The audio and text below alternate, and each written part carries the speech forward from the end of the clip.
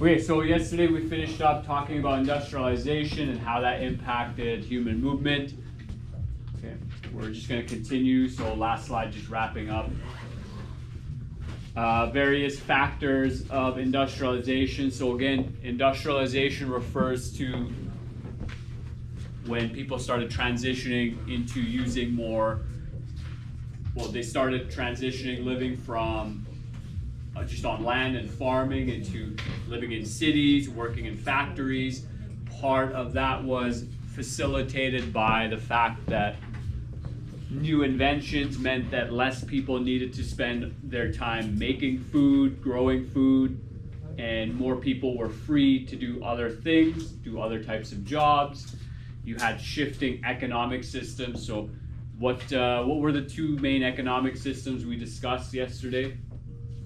One starts with an M, one starts with one starts with C. So what was the one with the M? Mercantilism. What do they focus on in mercantilism? Right there in mercantilism, I should clarify it in the notes. Controlling to increase their wealth. Controlling to increase one's wealth, right? Perfect. Okay. And wealth was determined by gold and silver. Okay. Then they shifted over to capitalism, where capitalism is more about competition, free trade, open trade, so trying to interact with as many people as possible, trade with as many people as possible to get the best products, best services, okay, and creating wealth. Part of what Adam Smith talked about was also the division of labor. So instead of getting one person to do the entire task, you have one person doing small parts of each task. So you might have 10 people employed. Okay, you have people specializing. You have property rights as well. Okay. So there are many factors which led to industrialization, and industrialization had its pros, its cons, it had its benefits and drawbacks. Okay, I don't know how many notes you need to take for this section, but okay. Because there's new farming techniques, because there's more food, more resources, more nutrition, now the population can grow as well.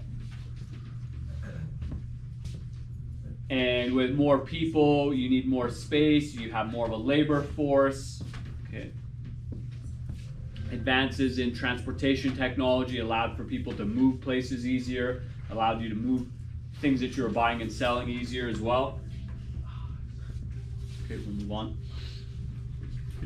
Now, kind of adjacent to this on the side is imperialism, and we already went through a PowerPoint that kind of explains a lot about this, but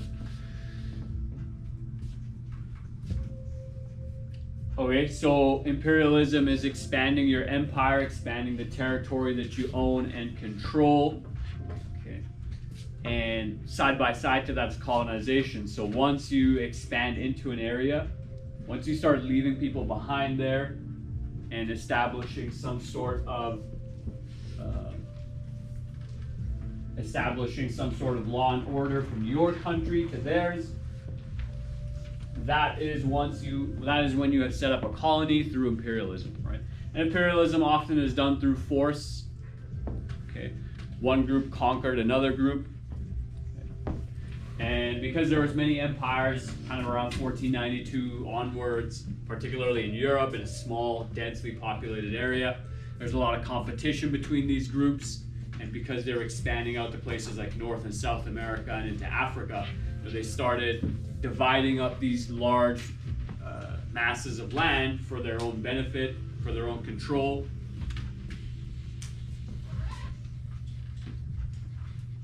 Once that occurs, now you have a global economy. All of a sudden, instead of just reaping the benefits of whatever is in your own land, your own country, now you have raw materials, resources coming in from all around the world. Okay. So that would be, if we go back to our example yesterday of, so you leave your room to go to the kitchen to access food in the fridge. Well, let's say you don't like the food in your fridge and you notice your neighbors aren't home, so you kick their door down and then you raid their fridge. And maybe you send a sibling or two over, or a parent over, and they start staying in that house as well. Now you set up a colony there, right? And maybe every day you take from their fridge and put it into your fridge, right? That's more mercantilism, right? Taking from them, putting it into yours. Maybe you take their ingredients and then you turn it into a meal and then you sell it back to them. Okay.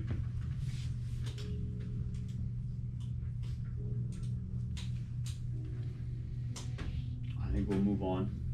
Anyone else still taking notes on this slide? Yeah. Okay.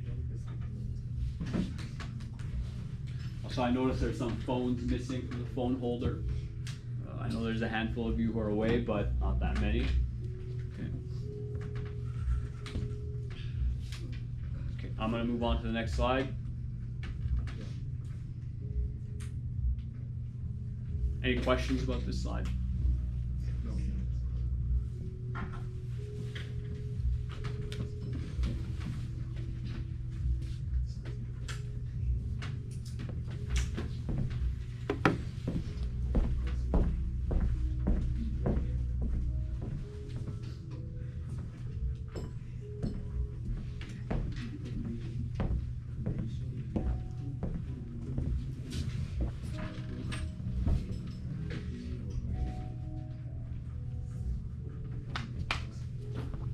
So sometimes, again, through a mercantilist system, through imperialism, just through control, the mother territory, the home colony, whatever you want to call it, would limit access to or ban the local people's ability to trade on the market or to compete with them as well.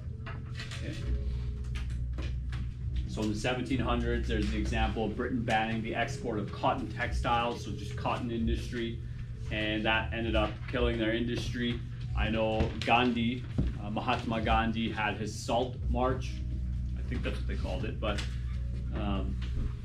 you know, there was some ban on the sale and export of salt in India, and one of the protests that Mahatma Gandhi did was to walk across the country to the ocean and then start making salt there as well.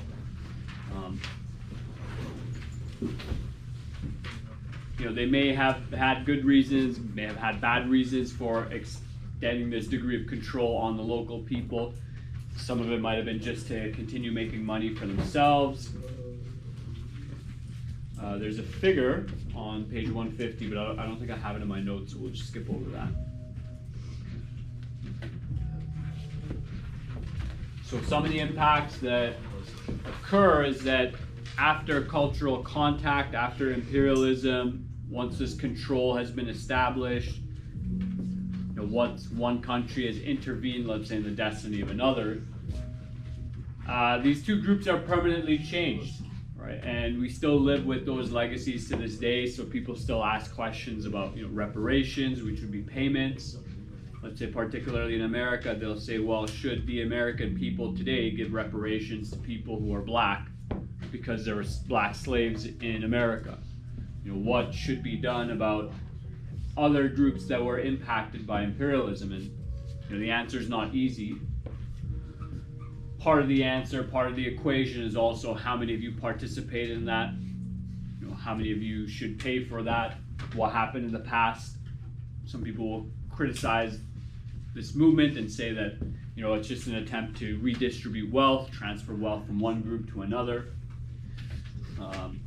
Other people like Thomas Sowell would argue as well. I would assume that it's to an extent it's racist as well to conduct something like that.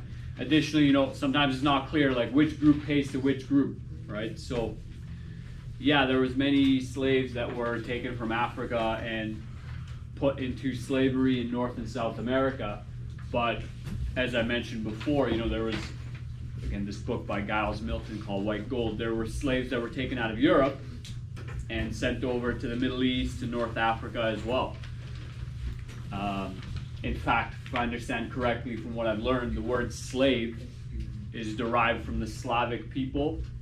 The Slavic people are in Europe, so the word slave itself is somewhat derived from a group of white people, right? So this narrative that, you know, who suffered from slavery, who should be paying for it, who should pay to who, how much should they pay even, right? These are all legacies. Some of the issues faced by indigenous populations, some of them went extinct, right? We looked at the Beatuck, their example. There are groups in South America you probably learned about in grade 8 that went extinct, are no longer alive. Their cultures are gone as well, their religion, traditions, their way of life. And that project that you're going to do, that I'll introduce to you shortly, is going to explore into that issue.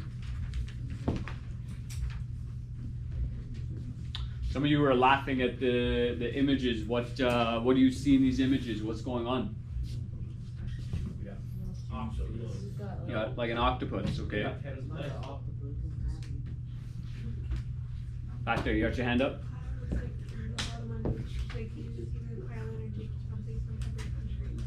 Okay, which country's in the middle of that?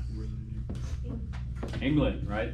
So England's like this octopus, it's got its tentacles, and it's reaching out, taking something from each of the countries. Okay, that's pretty accurate. What do you see going on in the photo at the top? Can anyone read that? It's like Britain grabbing. Yeah, they're grabbing, right? So here we see Germany, Britain, and Russia.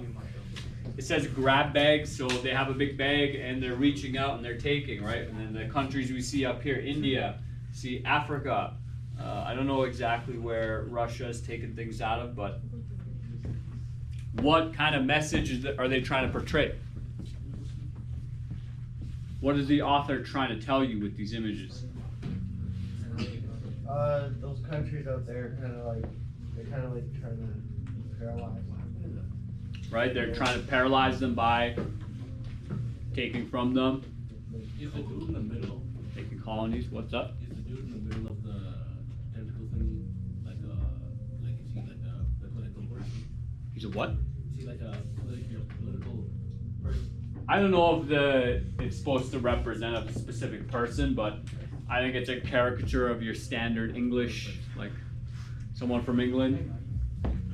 White guy, he's got curly hair, it's kind of reddish orange. Maybe not the most English looking dude. He's got his nice fancy top hat. Do you think the author views imperialism as a good thing or a bad thing? Positive or negative? How many of you say positive? What? Is imperialism being depicted as a positive or a negative? Anyone think positive? Anyone think negative? Bunch of us, right? And if these are the images we're looking at, yeah, the artist is trying to say that this is negative, right?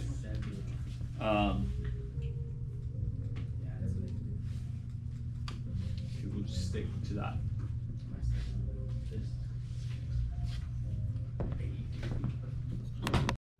I did not. Okay, so what was happening in this video? Okay, what was he explaining? He was measuring what? Wealth? Wealth and health. Okay. And the simple ways he did that, we'll just go to this slide.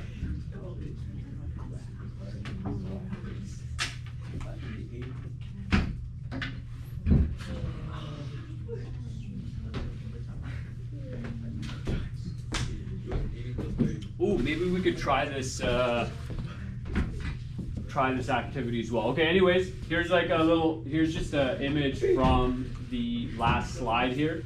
So again, we're measuring income, this is likely in US dollars, against health, which is measured simply through how long you live. Okay.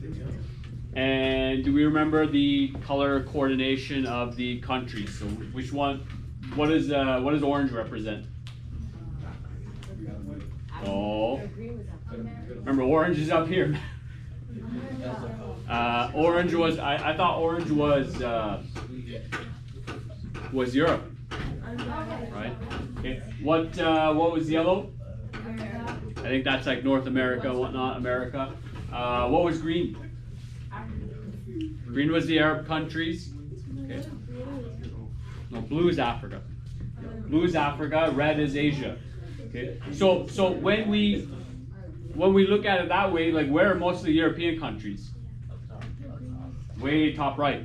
They're healthy, they're wealthy, for a variety of reasons. Where are the Asian countries? Right, red. They're kind of all over, right? A lot of them are in the middle, big ones. Some of them are way up here, healthy, wealthy. Some of them are a little bit better off than some of the European countries. Okay. You know, where's Africa mostly that you see? Right? It's kind of towards the bottom, right? They're not very healthy, they're not very wealthy. And these realities exist for a variety of reasons. So this gentleman took areas within China as well, and he separated them. Shanghai, does anyone know anything about Shanghai? What's Shanghai? Shanghai is a city-state in China. Let's make sure we're listening. Okay. Okay, Shanghai is a city. What is Shanghai known for? Do you know? Definitely not basketball. Shanghai is one of their economic capitals. Okay, so there's a good economy. There's a lot of jobs. There's opportunity. So naturally, when he pulled Shanghai out and it went down here, people in Shanghai are healthy and they're wealthy. They have a lot of money. They have access to nutrients and healthcare. He took a region from central China, and where did it go? Way down here, back here. They have less money and they live shorter lives. And then he separated that region, took the rural part, and the people living in the countryside were even worse. Okay. So we could try this question here. I'm going to set that up after in a moment.